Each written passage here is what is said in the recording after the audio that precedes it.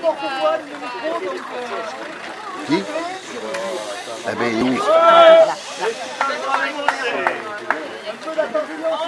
S'il vous plaît, un peu à la droite, là. Voilà. Hop. Bientôt, il y aura un train, on pourra tout entendre. Hein. Donc bonjour à tous, je vous remercie d'être venus ici présents si nombreux. Que vous soyez adhérents du collectif, citoyens, élus, représentants d'associations. Je remercie la presse d'être venue si nombreuse pour témoigner de notre action dans le but de mettre en avant la défense de nos espaces naturels sensibles contre un projet destructeur. Je vous rappelle que dès 2005, lors du débat public de ce projet de ligne nouvelle, les réactions étaient vives et les participants nombreux dans les salles des villes organisatrices de ces débats, la Cadière et le Bossé. La volonté de défendre notre espace de vie des territoires sur Sainte-Baume était déjà grande. Elle n'a pas faibli et ne faiblira pas. Déjà à l'époque, les porteurs du projet participant à ces réunions tentaient de rassurer les populations en affirmant, je me rappelle, ne vous inquiétez pas, plus les fuseaux passent au sud, plus les coûts s'envolent, donc vous êtes dans une zone protégée, ne serait-ce que par le financement. Nous voilà 10 ans plus tard, avec un projet qui défie les lois de l'entendement et qui avance sans cesse, malgré les avis de la Cour des comptes, malgré la dette publique nationale qui va de record en record, les budgets des départements en chute libre et de la région qui plonge aussi vers les abysses. Dernièrement, le 13 avril 2015, une décision du secrétaire d'État chargé des transports, M. Vidalis, valide le fuseau de passage de la LGV PACA ou ligne nouvelle PCA, qui importe le nom, c'est le même projet puisqu'on est dans la même démarche légaliste de débat public et de la suite. Donc, excusez-moi, pour la phase 2, voilà, le passage pour la phase 2, soit à l'horizon 2030, et demande la création d'un observatoire de l'immobilier pour créer éventuellement une zone de projet d'intérêt général qui permettrait les premières acquisitions foncières. On est donc bien loin des discours officiels relayés par la presse nationale qui laissent entendre que le tout TGV, tout LGV, c'est fini et que la priorité est donnée aux nœuds ferroviaires, notamment à Marseille et à Nice. Notre association est un collectif d'associations et de particuliers qui s'est constitué pour défendre l'intérêt général des citoyens de Sud-Sainte-Baume. Nos points d'achoppement avec ce projet sont nombreux. Le premier, bien sûr, parce que pour faire un projet, il faut de l'argent, c'est les finances. Donc c'est un projet trop cher, non consolidé, c'est-à-dire non financé, qui est déficitaire d'avance, on le sait, comme toutes les lignes LGV construites en France, hormis le Paris-Lyon. Le rapport de la Cour des comptes le témoigne bien. Le deuxième point d'achoppement, c'est que quand on a un problème à résoudre, on essaye de le résoudre rapidement. Les problèmes de transport du quotidien, ce projet n'y répond pas. Car les problèmes sont actuels, et à l'horizon 2030, pour aller d'un point A à un point B, ce n'est pas un TGV qu'il nous faut, c'est maintenant des solutions efficaces pour le transport du quotidien. Donc, le fait d'aller si vite d'un point A à un point B, s'il y a un train de manière épisodique, ça ne servira à rien en plus de faire une ligne nouvelle. L'actuel débat entre la SNCF et les consortiums qui ont financé la ligne Bordeaux-Tours montre bien, par exemple, que le coût élevé des travaux implique une augmentation des droits de passage qui entraîne une réduction du nombre de trains qui doit passer sur les lignes. Donc je rappelle que la ligne Bordeaux-Tours, c'est 6 milliards de travaux, la nôtre, c'en est plus de 20.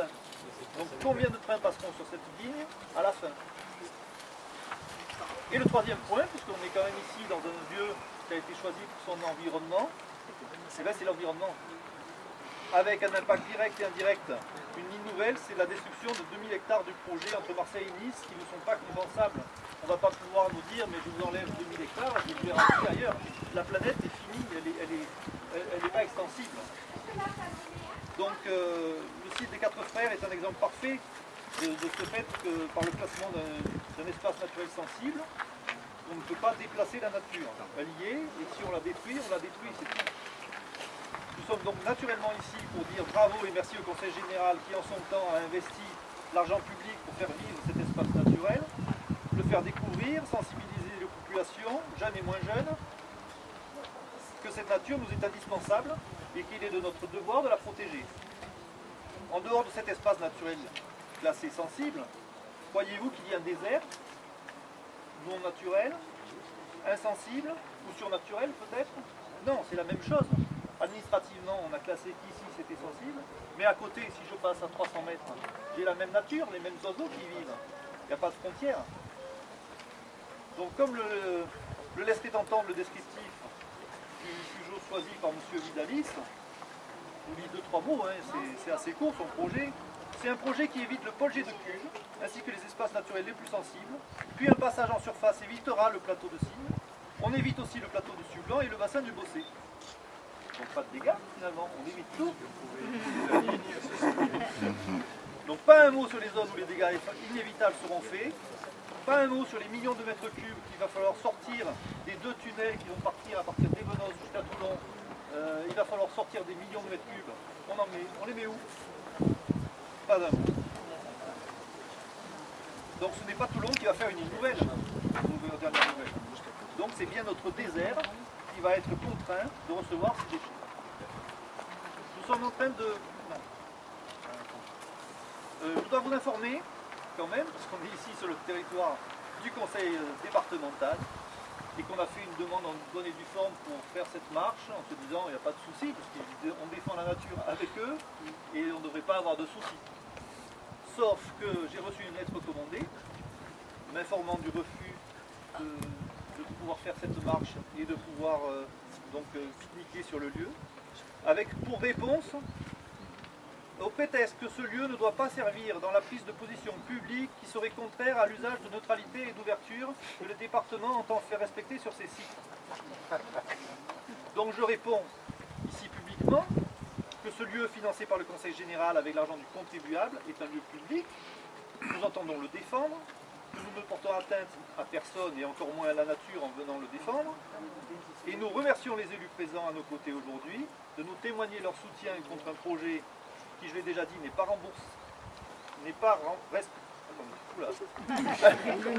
responsable, n'est pas remboursable non plus, puisqu'on n'aura pas les sous, mais n'est pas responsable ni sur le plan financier, ni environnemental. Il ne répond pas aux problèmes immenses qu'ont à supporter tous les jours les usagers du train. Nous demandons donc au conseil départemental de sortir de sa neutralité, car investir ici pour gérer cet espace naturel sensible, ce n'est pas neutre, c'est un choix politique.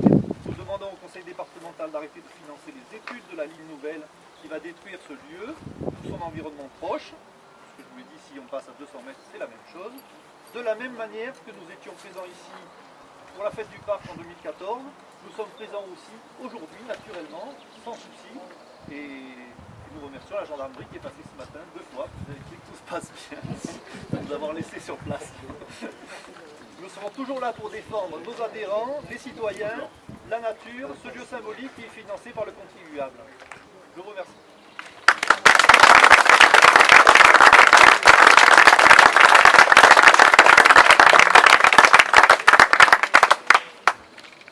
Si vous voulez prendre la parole. Oh non, vous avez tout dit. Déjà, merci Didier de nous avoir conviés. Bien entendu, on est très attachés à la défense de ce terroir, comme on l'a pu le voir depuis notre élection. On a fait quand même pas mal de réunions où on a toujours été très proche de vous et on est très proche de la nature, de l'environnement et de tout ce qui se passe ici. C'est vrai que les 4 frères, on est chez nous.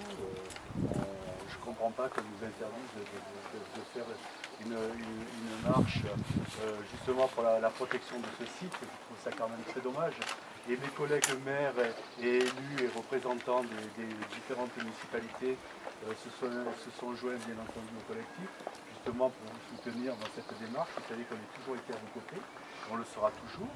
Et on sera auprès de vous aussi pour défendre que ça ne se passe jamais, cette ligne, ce tracé de la LGV qui défigurerait tout notre environnement, notre patrimoine et notre culture. Je trouve que c'est quand même dommage qu'on n'ait pas eu plus de soutien que ça. Mais bon, on est à vos côtés et les maires ici vous l'ont prouvé par leur présence, c'est quelque chose comme ça. Et on ira dans ce sens toujours à vos côtés. Voilà, c'est ce que je voulais vous dire. Avec tout ce que vous avez dit, on ne va pas reprendre tout ce qui a été dit. Ça a été très bien expliqué. Mais sachez que vous pouvez compter sur nous. Voilà, mais il faut être quand même conscient que la région, le département, la preuve, c'est de la Courrier, Hubert Falco, Linquien, on joue, c'est le pot de terre contre le pot de fer. Maintenant, on va voir qui veut gagner, ça peut arriver. Mais il faut que, dans tous les cas de figure, continuer à se battre, le faire savoir pour essayer de faire admettre à un moment donné que bon, de l'argent, il n'y en a plus, on fonctionne tout le monde parce qu'il n'y a plus d'argent, et on lâcherait des milliards là, c'est énorme. Voilà. Autant on peut comprendre que Nice, en passant tout droit, ils seront compétitifs avec l'avion, mais pas ici, pas en passant par ici. Voilà. Bravo.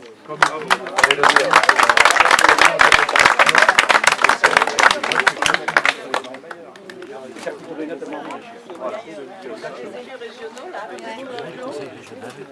De la région, de Christine Sandel, ma collègue conseillère régionale, et on doit excuser Christiane Desplat, qui est aussi élu du Var et qui est en dédicace de son excellent livre sur Aix. Alors, bonjour Antoine. Moi, je vais vous parler du TGV du point de vue de l'aménagement du territoire. Il se trouve que je suis tombé législation, élu aixois, et que nous avons le TGV et que donc je peux vous parler des dégâts qu'a fait le TGV sur la commune. Je vous passe l'envolée des prix de l'immobilier qui a exclu toute une panne des populations d'habiter la ville d'Aix-en-Provence. Et il se trouve que nous avons eu l'extraordinaire chance, parce que vous savez, les technocrates là-haut sur les cartes à Paris, hop, ils tirent des traits, de se retrouver avec une gare à TGV sur le plateau de l'Arbois, qui est le poumon vert du Bouches-du-Rhône. Alors ça a eu quoi comme conséquence? Le plateau aujourd'hui il est complètement thrombosé, il faut bientôt plusieurs heures pour faire Aix jusqu'à Vitrolles au travers de ce plateau de l'Arbois. Et quand vous avez la chance d'atteindre la gare TGV qui n'est pas du tout maillée avec le secondaire et le problème de l'aménagement du territoire, il est bien là, vous mettez moins de temps pour faire Aix-TGV-Lyon que Aix-Marseille par le TER. Voilà, la réalité elle est là. Tu l'as très bien dit, le problème de la pollution, ce sont les transports du quotidien et c'est une alternative à la bagnole qu'il nous faut. Et c'est pas avec des lignes qui passent tout droit, avec des gares bettorables ou des gares aéroports, qu'on résoudra le problème. Sur Aix, on a augmenté la pollution, on a fait monter les prix et on n'a pas du tout résolu les problèmes du quotidien des Aixois. Et aujourd'hui, toujours pour vous parler des questions qui nous font être là ici, moi je suis élu des Bouches-du-Rhône, je vais vous parler de la réalité du TGV des Bouches-du-Rhône. Il nous propose quoi? Il nous propose de passer un tunnel et de mettre 1 milliard d'euros pour creuser Marseille-Saint-Charles. Ce sont des projets complètement fous, je veux dire. Le jour où demain il se sera saturé, qu'est-ce qu'on fait? On recreuse? Ça n'a pas de sens. Aujourd'hui, ce qui nous fait être ici, c'est par rapport à la SNCF, par rapport à RFF, il y a un abandon complet du secondaire de l'interrégional. Si vous savez, la bagarre, Christine m'en est témoin, qu'il a fallu mener auprès de l'État pour qu'on n'abandonne pas Carnoul-le-Gardanne, parce que ça aussi c'est un gros enjeu dans le contrat de plan État-région 2015-2020, et il y a les élus régionaux qui ont dû sur ce dossier se mobiliser à fond, parce que les technocrates de RFF, l'État du secondaire, de l'interrégional, je vous passe le scandale des intercités supprimées au profit des bus, du secondaire, de l'interrégional, l'État et RFF s'en foutent complètement. Ce qui les intéresse, c'est de faire Paris quelque chose, c'est la rentabilité de l'économie résidentielle, c'est pas la proximité, c'est pas les habitants. Alors vous avez raison d'être ici, de vous battre, et on sera à vos côtés comme on l'était dans les années 80. Parce que pour moi le TGV c'est un vieil adversaire qui date de ces années-là, et jamais on acceptera de trouver des pays pour relier les capitales. Grammatiensis.